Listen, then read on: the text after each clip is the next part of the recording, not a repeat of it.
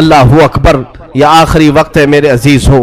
حسین ابن علی رضی اللہ تعالیٰ عنہ کے گھر میں سوائے ان کے بیٹے زین العابدین کے جو بیمار تھے، ان کی عمر 22 سال کی تھی، کمزور تھے، بخار زدہ تھے، لیٹے ہوئے خیمے میں بخار سے ان کا جسم تپ رہا تھا، وہ سارا منظر وہ اپنی بیماری میں دیکھ رہے تھے۔ اب کوئی باقی نہیں تھا، بچے کو تک نہیں چھوڑا تو کون باقی رہے گا۔ امام حسین ابن علی رضی اللہ تعالیٰ عنہ نے دیکھا، قرآن کو جلدی سے کھولا، تلاوت کرنے لگے۔ اچانک خیمے کے دروازے پر دیکھا، آہٹ محسوس ہوئی تو اٹھا کر کے چہرہ دیکھا تو امام زین العابدین جبہ پہن کر کھڑے ہیں۔ کہا بابا اجازت دے دیں۔ مولا حسین تڑپ کر اٹھے، کہا زین العابدین میرے گھر میں اب بچا کون؟ میرے بعد ان بیویوں کو کون دیکھ بھال کرے گا؟ ان عورتوں کو کون لے جائے گا؟ اور میری نسل تم سے ہی تو چلنی ہے۔ امام سجاد زین العابدین کو مولا حسین نے روک دیا، بستر پر لٹا دیا اور کہا کہ اب میرا وقت ہے، میرا مقام ہے۔ اسی اسنا میں عورتوں کو کچھ نہیں کہا۔ فضہ کنیز تھی فاطمہ زہرا کی، بلایا، اے فضہ جاؤ، اندر بیبیوں کے پاس ایک صندوق ہے، اس صندوق میں ایک جبہ رکھا ہے، وہ جبہ اٹھا لاؤ، لیکن خبردار زینب کو مت بتانا، زینب سے مت کہنا۔ وہ فضہ گئی، جلدی سے وہ صندوق چا کھولنے لگی اور جبہ اٹھایا تو بی بی زینب دیکھ لی۔ کہا کیا کر رہی ہو؟ کہا یہ جبہ لے جانے کے لیے مولا نے حکم دیا ہے۔ وہ دوڑتی ہوئی آئی، لا میں یہ جبہ لے کر کے جاتی ہوں۔ وہ خود اپنے ہاتھوں سے لے آئی مولا حسین کے خیمے میں اور وہ جبہ لا کر کے دیتی ہیں اور پہناتی ہیں۔ امام حسین نے کہا زینب تجھے معلوم ہے اماں کہتی تھیں، فاطمہ الزہرا نے کہا تھا حسین یہ جبہ سنبھال کر رکھنا، یہ تیرے بابا حیدر کرار کا ہے جو رسول اللہ نے انہیں دیا تھا اور مجھے وصیت کی تھی فاطمہ تیرا بیٹا جب بھی مصیبت میں آئے تو یہ جبہ اسے پہنا دینا۔ زینب کہتی ہے سچ کہہ رہے ہو بھیا، مجھے بھی ماں نے کہا تھا کہ زینب حسین کبھی اگر مصیبت میں آ جائے، اگر وہ جبہ بھول جائے تو اپنی ہاتھ سے پہنانا۔ دونوں نے ایک دوسرے کو سمجھایا، ماں کی وصیت پر عمل کیا۔ وہ کیسا منظر تھا جب حسین دولہا کی شکل اختیار کر گئے تھے، رسول اللہ صلی اللہ علیہ وسلم کا امامہ پہنا ہوا ہے اور جبہ مبارکہ حیدر کرار کا جو رسول کا عطا کیا ہوا ہے، جعفر طیار کا پٹا باندھا اور امیر حمزہ رضی اللہ تعالیٰ عنہ کی تبرکات آپ کے ساتھ تھے، تلوار حیدر کرار کی ذوالفقار آپ کے ہاتھ میں تھی۔ یہ سارا منظر پورے خیمے کو رلا گیا، جیسے کوئی جوان شہزادہ دولہا بارات میں جاتا ہے خیمہ حسین سے۔ یہ پوری تیاریوں کے ساتھ حسین ابن علی نکل رہے تھے۔ مجھے وہ منظر یاد کر کے بڑا دکھ ہوتا ہے۔ آج ہم اپنے حجرے سے کبھی نکلتے ہیں تو پھر یاد آتی ہے حسین تو خیمہ گاہ سے نکلے تھے قتل گاہ کی طرف، آج تو ہم امن کے لیے باہر نکلتے ہیں تو سج سنور کر کے نکلتے ہیں، وہ بارگاہ مولا میں نکل رہے تھے۔ اسی اسنا میں حسین ابن علی رضی اللہ تعالیٰ کرم اللہ وجہہ الکریم باہر جانے کی تیاری میں ہیں۔ بیویوں کی ایک آہ نکلی، بی بی زینب نے کہا اور بی بی سکینہ نے کہا، سارے گھر کی عورتوں نے کہا بابا بھیا آپ کس کے حوالے ہمیں چھوڑ جا رہے ہیں؟ حسین ابن علی نے پیچھے عورتوں کی طرف دیکھا، کہا میں تمہیں اللہ اس کے رسول کے حوالے کر جا رہا ہوں، سب خاموش ہو جاؤ، میرے بعد کوئی نوحہ نہیں کرنا، میرے بعد کوئی ماتم نہیں کرنا۔ اس کے بعد صبر کی تلقین کی اور پھر آخری وصیت یہ تھی خاندان نبوت کی بچیاں کبھی بے آبرو نہیں ہوتی، بے حجاب نہیں ہوتی، کسی کا پردہ ہٹنے نہ پائے، کسی کا حجاب سرکنے نہ پائے۔ ساری بیویوں نے سلام کیا، مولا حسین نکل کر اپنے گھوڑے ذوالجناح پر آئے۔ یہ بڑا عزیز گھوڑا تھا، حسین ابن علی کا بڑا وفادار گھوڑا ہے۔ ذوالجناح کو بھی ہم سلام پیش کرتے ہیں کہ حسین کی سواری پوری زندگی بھر وہ لے کر گھومتا رہا۔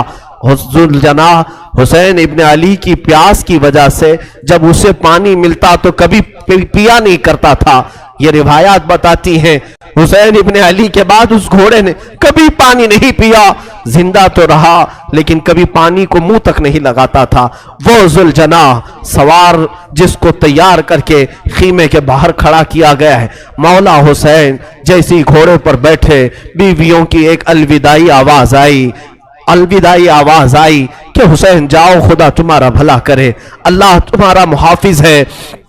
घोड़े को एड़ लगाई मगर घोड़ा आगे नहीं बढ़ता था, घोड़ा आगे नहीं जाता था। जुलजनाह को मौला हुसैन ने कहा, ऐ जुलजनाह, तूने कभी मेरी नाफरमानी नहीं की, आज तक तूने मेरी कभी हुक्मातुली नहीं की।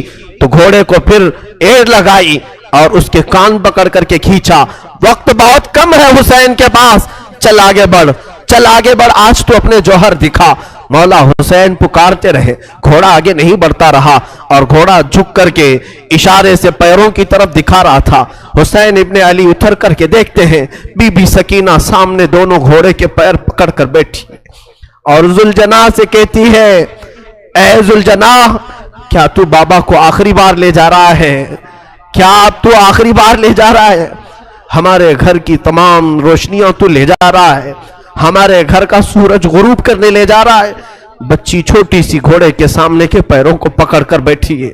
मौला हुसैन घोड़े से उतर आए, बीबी सकीना को उठा लिया, गोद में उठा लिया, माथे के बोसे लिए और कहा, सकीना, तुमने अली असगर की मौत पर सब्र किया, अली अकबर पर सब्र किया, सारी लाशें तूने देखी, अब तू अपने बाबा के साथ भी सब्र का मुजाहरा कर, तू अपने बाबा के साथ भी सब्र का मुजाहरा कर। बीबी सकीना को इसी तरह लौटा दिया गया। वो खीमे में जाकर हसरत भरी निगाहों से देखती रह गई, चौखट पर खड़ी रह गई। मौला हुसैन ने घोड़े को एड़ लगाई, घोड़ा छलांग लगाता हुआ मैदान करबला में उतर पड़ा और जैसे ही यजीदियों को ललकारा, फिर एक आखिरी खुतबा हुसैन इब्ने अली ने दिया। मौला हुसैन ने आखिरी खुतबा दिया। वो खुतबा ये था, हम्द व सलात के बाद आपने पुकार कर कहा, ऐ यजीद की तरफ से आने वाले लश्करियों, क्या तुम मेरी हैसियत को नहीं जानते? अगर तुम्हें मालूम नहीं तो अब भी बहुत सारे सहाबा हैं जिन्होंने रसूल की जुबान से मेरी तारीफ में, मेरी फजीलत में जो हदीसें सुनी है बयान करेंगे, जाओ तुम उनसे सुन लो। सहाबा अब भी बाहयात हैं। क्या मैं फातिमा का बेटा नहीं हूं? क्या मैं हैदर करार अली मुर्तदा का शहजादा नहीं हूं? क्या रसूलुल्लाह ने मेरे लिए ये नहीं फरमाया कि हसन हुसैन जन्नती जवानों के सरदार? क्या तुम्हें मालूम नहीं, मेरे आका मेरे लबों के बोसे लिया करते थे, मेरी गर्दन को सूंघा करते थे, क्या मेरा खून तुम्हारे लिए हलाल है? ये तकरीर इतनी लंबी हो गई। हुसैन इब्ने अली की इस आवाज पर यजीदियों में सन्नाटा छा गया, कई लोगों की आंखों से आंसू भी निकल पड़े। और यजीदियों में जब ये माहौल हुआ तो शिम्र जिल जोशन, अम्र बिन साद, जो बदबख्त अजली थे, उन्होंने भड़काना शुरू किया और बीच तकरीर में ही इमाम के तीर बरसाना शुरू किया। हुसैन इब्ने अली रज़ियल्लाहु ताला अन्हु के दरमियान तकरीर आपके लबों की तरफ तीर बरसाना शुरू किया। कहा कि बंद करो अब अपना बयान, तकरीर बंद करो, मुकाबले के लिए तैयार हो जाओ। इमाम हुसैन ने देखा कि ये अब किसी तरह बाज आना नहीं चाहते, मेरा खून पी करके ही इन्हें सुकून मिलेगा। तो आपने फिर अपनी तलवार लहराई, जो सामने आता था उसे काटते चले गए, जो जिस तरह से आता था उसे कत्ल करते गए। हुसैन इब्ने अली इतनी मर्तबा खीमे की तरफ आते थे और अपनी बीवियों को देखते और फिर चले जाते थे। ये दोपहर का वक्त था, जोहर का वक्त करीब आया और हुसैन इब्ने अली रज़ियल्लाहु ताला अन्हु, अंदाजा करें, वो 56 साल की बुढ़ापे की उम्र है, जो 3 दिन से प्यासा है, 3 दिन से भूख की शिद्दत अलग है, और फिर जो जवानों की लाशें उठाया वो अलग मसला है। मियाँ 2-4 ईंटें उठाओ तो तुम्हारे कंधे दुखने लग जाएंगे, 2-4 पत्थर उठाओ तो तुम्हारे हाथ में वर्म आ जाएंगे। हमने देखा है। और तन्हा हुसैन रज़ियल्लाहु ताला अन्हु ने 1-2 नहीं, तकरीबन 40 लाशें उठाई दिन भर में, 40 से ज्यादा लाशें उठाई, बच्चों की अलग, जवानों की अलग, बूढ़ों की अलग। उन लाशों को उठा करके वो बूढ़ा जिस्म क्या कमजोर नहीं हुआ होगा? प्यास अलग है, भूख अलग है, बीवियों का रोना अलग है, उन्हें बेबसी पर छोड़कर आना यह गम अलग है। हम तो बेहाल हो जाएंगे, हम तो गमों से मर जाएंगे। इसीलिए सब्र हुसैन पर मैं समझता हूं दुनिया के कोई शख्स पहुंच नहीं सकता, उस इस्तिकामत पर कोई नहीं पहुंच सकता। हुसैन इब्ने अली दोपहर के वक्त मौला हुसैन करबला के मैदान में घिर गए। तन्हा अली का लाल खारों में घिर गया, वो फातिमा का लाडला हजारों में घिर गया। اب حسین ابن علی کے متعلق جو میں نے شروع میں کہا تھا، فاطمہ کے لاڈلے کا آخری دیدار ہے، فاطمہ کے لاڈلے کا آخری دیدار ہے، حشر کا ہنگامہ برپا ہے، میان اہل بیت درمیان اہل بیت رسول اللہ کے شہزادے نے پھر للکارا، لوگوں کو للکارتے رہے اور قتل کا یہ بازار گرم تھا۔ عمرو بن سعد نے کہا حسین نے تنہا 50 لوگوں کو مار دیا، تم تنہا حسین کو کیوں نہیں مار پاتے؟ تنہا حسین کو کیوں نہیں مار پاتے؟ حسین ابن علی رضی اللہ تعالیٰ عنہ کے متعلق ایک روایت میں یہ بھی بتا دوں میرے عزیزو، اس حالت میں بھی حسین ابن علی نے سخاوت کا دریا نہیں روکا تھا۔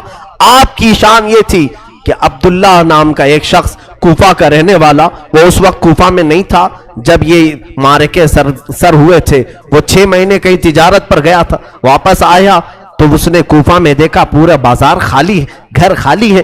اپنی بیٹیوں سے پوچھا کیا ہو گیا، کوفہ میں سب دکانیں بند ہیں، سب گھر میں تالے لگے ہوئے۔ اس کی بیٹی نے کہا سنا ہے حاکم وقت کے خلاف کسی شخص نے بغاوت کی ہے اور اس باغی کا سر کچلنے کے لیے پورے کوفہ والے گئے۔ عبداللہ کہتا ہے مجھے معلوم نہیں تھا کون سا باغی ہے، کس نے بغاوت کی۔ اور پھر ان کی بیٹیوں نے کہا ابا جان آپ بھی گھر میں نہ بیٹھیں، اس لیے کہ حاکم کوفہ ابن زیاد نے اعلان کیا ہے اگر کوفہ میں کسی گھر میں کوئی جوان باقی رہا اور کربلا نہیں گیا تو ہم اس کو تلوار سے چھلنی کر دیں گے، قتل کر دیں گے۔ تو عبداللہ کہتا ہے مجھے ڈر تھا، میری جان کا بھی خوف تھا کہ اگر یہاں رہتے ہوئے پکڑا گیا تو مارا جاؤں گا۔ کہا ٹھیک ہے میں بھی جاتا ہوں اس باغی کے خلاف، اس باغی کو میں بھی مقابلہ کر کے قتل کر سکتا ہوں، دیکھوں گا۔ اپنا گھوڑا لیا، تلواریں لی اور نکلنے لگا۔ بیٹی نے کہا بابا جان بہت سارا لشکر گیا ہے اس باغی کو قتل کرنے کے لیے، آپ بھی اس لشکر میں مل جائیں، اور سنا ہے جنگ کے بعد مال غنیمت ہاتھ آتا ہے، مال غنیمت ہاتھ آتا ہے، جو بھی مال ملتا ہے وہ فوجیوں میں بانٹا جاتا ہے۔ بابا جان مجھے یمنی عقیق پتھر بڑا پسند ہے، یمن کا عقیق پتھر بڑا پسند ہے، اگر وہ مال غنیمت میں مل جائے تو لیتے آ جانا۔ عبداللہ اپنی بیٹی کو رخصت کر کے آیا، وہ کہتا ہے دوپہر کا وقت تھا،